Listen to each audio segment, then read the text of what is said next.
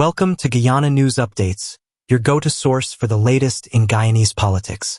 As the upcoming elections approach, the political landscape is heating up with intense campaigning, bold accusations, and mounting controversies that could shape the future of the nation.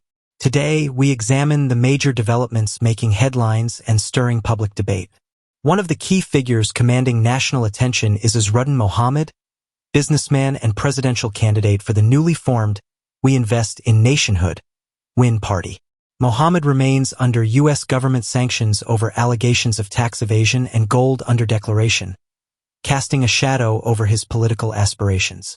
His entry into the race has triggered direct concerns from U.S. Ambassador to Guyana, Nicole Theriault, who publicly warned that Mohammed's potential election to government or the National Assembly could impact how the United States conducts business with Guyana, potentially discouraging American private investment. In sharp response, People's Progressive Party, PPP, General Secretary and Vice President Barrett Jagdeo dismissed Mohammed's anti-corruption rhetoric, labeling him the most corrupt person in Guyana. Jagdeo underscored the weight of the U.S. sanctions, claiming that no bank or international business would engage with the Mohammed family, a particularly stinging critique given their previous close ties and generous donations to the PPP prior to the June 2024 sanctions. Despite these controversies, the Winn party has laid out an ambitious manifesto, promising sweeping changes if elected. Key proposals include reducing the PAYE tax to 20%, increasing public servants' salaries by 50%, raising the Because We Care cash grant to $100,000 annually, boosting pensions to $100,000 monthly, reducing land costs by 40%, improving access to potable water, electricity, infrastructure, and social services, all while tackling the high cost of living. However, the party now faces mounting challenges. Several Winn candidates, including Natasha Singh and Duarte Hetzberger, report that Demerara Bank has abruptly closed their personal accounts, citing only internal policies and banking requirements. No detailed justification was provided.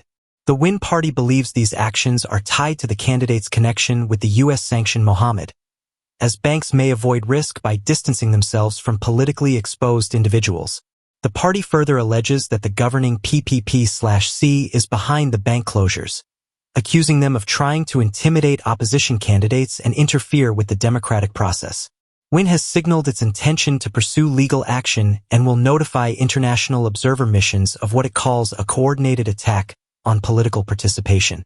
Meanwhile, APNU presidential candidate Aubrey Norton has also taken aim at the ruling PPP/C, pledging to form a government based on honesty and integrity. Norton accuses the current administration of discrimination and promises to reform the Guyana police force, which he claims is being used as a tool of the PPP and the elite. Supporting Norton's claims is Dr. Paul Williams, a former deputy commissioner of police turned APNU candidate, who has alleged political victimization, saying the current government has undermined the integrity of the police force and reduced officers to puppets. Stay tuned as we continue to unpack these critical political developments and examine what they mean for Guyana's future. This is Guyana News Updates Podcast. The conversation begins now. Imagine this kind of election scenario. You've got a leading candidate who's actually under international sanctions. Opposition parties, they're throwing around allegations of really deep-seated corruption. And then suddenly, bank accounts of candidates start getting closed.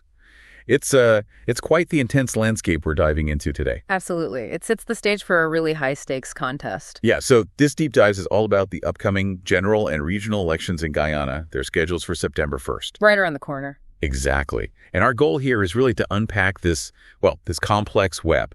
You've got political accusations flying, international concerns being voiced pretty loudly, specific campaign promises, and these claims of victimization. It's a lot. It really is. And we're drawing this from recent reports, statements from the key players themselves. So what we're looking at, it feels like more than just your standard policy debate, It's really hitting it. Integrity, international relations, the future economy of the country. It's big. Definitely. The stakes feel incredibly high this time. Okay, so let's break down who the main forces are, battling it out in this really charged atmosphere. Right. First, you have the incumbent, that's the People's Progressive Party Civic, the PPPC, represented mainly in these discussions by the General Secretary and Vice President Farhat Jagdeo, the current government. Then there's a new player, the We Invest in Nationhood Party, or Winn. It's led by a businessman, Azharuddin Mohammed. Okay, the newcomer. And finally, the more traditional opposition bloc, a Partnership for National Unity, APNU. Their presidential candidate is Aubrey Norton. Right, so the incumbent, the new challenger, and the established opposition. Exactly. But the immediate flashpoint, the thing that really makes this election stand out, is that Winn's leader, Azharuddin Mohammed, he's running for president while being under U.S. government sanctions. And that's what's so critical here, isn't it? How these pre-existing international sanctions are directly crashing into domestic politics. It's not just some background noise. It creates this profound challenge for voters, doesn't it? They have to weigh their internal choices against these potentially huge international repercussions. And for the global community watching, too. Oh, absolutely. Everyone's watching how this unfolds. Okay, so let's dig into that a bit more. The Winn Party and Azharuddin Mohammed, tell us about these sanctions. Well, the U.S. Treasury put sanctions on Azharuddin Mohammed, his father, and their businesses back in June 2024. Okay. The specific reasons cited were tax evasion and under-declaration of gold exports. Right, and I remember seeing reports, Reuters, I think, also mentioned accusations related to money laundering and even drug smuggling. That's correct. Those accusations are also part of the public narrative surrounding him. And the reaction from the current government, from Vice President Jagdeo, has been, well, pretty forceful. Extremely forceful. He's completely dismissed Mohammed's campaign platform, especially the anti-corruption angle. Jagdeo called him, and this is a direct quote, the most corrupt person in Guyana. He didn't mince words. Accused him explicitly of gold smuggling, money laundering, drug smuggling, even went as far as murder, torture, and human trafficking. Wow, those are incredibly serious charges. They are. And Jagdeo's core question was rhetorical but pointed. How can someone under international sanctions, someone who apparently can't do business with any global bank, how can that person credibly talk about fighting corruption? It's a potent attack line. It is. And what adds another layer, is the history. The sources we looked at point out that the Mohammeds used to be quite close to the PPP. Really? Donors? Yeah, apparently significant donors to their campaigns. That relationship reportedly soured only last year, quite close to when the U.S. sanctions actually came down. That timing is interesting. Right. It suggests maybe a political falling out preceding the sanctions. It certainly adds a layer of political intrigue, doesn't it? You wonder about the dynamics behind that shift. And of course, the Winn Party's response to the sanctions has been to claim victimization. They're positioning themselves as targets of the current government. That's their counter-narrative, yes. Which brings us to the international dimension again, specifically the U.S. perspective. Right, the U.S. ambassador, what did she say? So the U.S. ambassador to Guyana, Nicole Theriot, she was quite open about her government's concerns. She stated very clearly that Azharuddin Mohammed's election, either to government or even just the National Assembly, would be, quote, problematic. Problematic. That's diplomatic language for a major issue. Pretty much. She suggested it could fundamentally change how the U.S. government interacts, how it conducts business with Guyana. And did she get specific about what that might mean? She did. She warned it could potentially slow down private investment from U.S. companies. Okay. And even lead companies to de-risk, basically to cut ties or reduce their exposure in Guyana.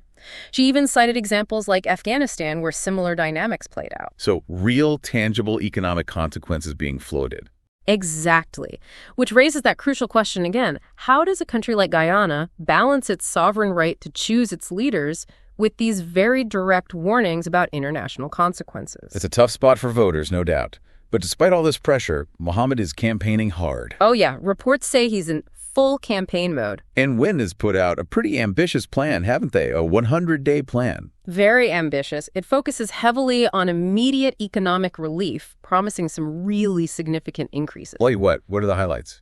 Well, they're proposing a 50% salary increase for public servants. He specifically mentioned teachers in one statement. 50%? That's huge. It is. Also, reducing the pay-as-you-earn tax, the PAYE, down to 20%. Right. Increasing the Because We Care cash grant, that's for school children, to $100,000 a year. Okay. Boosting monthly pensions to $100,000. That's a massive jump from the current $41,000. Public assistance up to $50,000 a month. reducing the cost of land by 40%, improving access to basics like potable water and electricity, upgrading infrastructure, social services, and, the overall goal of bringing down the cost of living. It's a platform aimed squarely at people's wallets and daily struggles. Absolutely. Very direct appeal to economic anxieties. Promises of tangible, immediate improvements. And Mohammed's also making these sort of emotional appeals too, right? Claiming the government stopped him giving toys to kids. Yes, that was mentioned. Sort of positioning himself as charitable figure being unfairly blocked. He also promised to ensure pensions and grants get distributed right within villages, implying there are access issues now. Okay, but with promises this big, especially from a leader under sanctions, questions about funding must come up. Naturally. How would these significant increases be funded? What's the fiscal sustainability? Those are major questions, especially given the leader's inability to access international banking potentially. Right. And that leads us to this other major development, the bank accounts. Yes, this is quite dramatic. Damara Bank actually closed the personal accounts of several Winn candidates. Who exactly? We know of at least 5, including Natasha Singh, she's a former MP. Also, the campaign manager, Odessa Primus, and their election agent, Duarte Hetzberger. So, key figures in the campaign structure. Definitely. And the bank's reason. Officially, just in compliance with our internal policies and banking requirements. Effective July 25th. But the timing. Yeah. Right in the heat of the election. Exactly. That's what makes it so contentious. And the candidates obviously aren't buying the official reason. Not at all. They strongly suspect it's tied directly to their affiliation with Mohammed and his sanctions. They're calling it an attempt to undermine a democratic process. Flat out victimization. Mm-hmm. Natasha Singh apparently pointed out she had been with the bank for over 15 years without issue. Right. And there's even suspicion, though it's hard to prove, that the bank might have used the official list of candidates from GCOM, the Elections Commission, to identify who to target. Wow. So what's Winn's response been? They're talking about legal action. And they've issued a warning saying their members and supporters might pull their money from Damara Bank and any associated businesses if this continues. Playing hardball. Seems like it. They also plan to formally notify international observer missions and the wider international community about what they see as an attack on democracy. This really highlights a tricky area, doesn't it? Banks trying to navigate global compliance rules, maybe related to the sanctions, but their actions having potentially huge domestic political implications. It's a very fine line. And actions like these, perceived as politically motivated, can seriously damage public trust, both in the financial institution and potentially in the fairness of the electoral process itself. Okay, so while Winn is dealing with all that, what about the main opposition, APNU? What's their message? APNU, led by Aubrey Norton, is really hammering the themes of honesty and integrity. Okay. Their core message is about needing to take back the country from the hands of the corrupt, a direct shot at the incumbent PPPC. And they're alleging specific issues. Yes. Norton claims the PPPC uses discriminatory practices when allocating resources, and that this is causing disunity in the country. APNU is promising equal treatment, fair sharing of national wealth. Any other key policy areas to them? Yeah, they're talking about reforms for law enforcement and the military, specifically the Guyana police force and the defense force. What kind of reforms? One interesting point was providing training in other skills, thinking about life after service for police and military personnel. That's practical. But Norton also had harsher words for the police force. Oh, definitely. He accused the PPPC regime of using the police force as, and I quote, a tool of the PPP and the elite. Strong language. Very. He claimed this enables corruption, allows powerful people to get away with serious crimes. He mentioned things like rape or even putting bounties on people.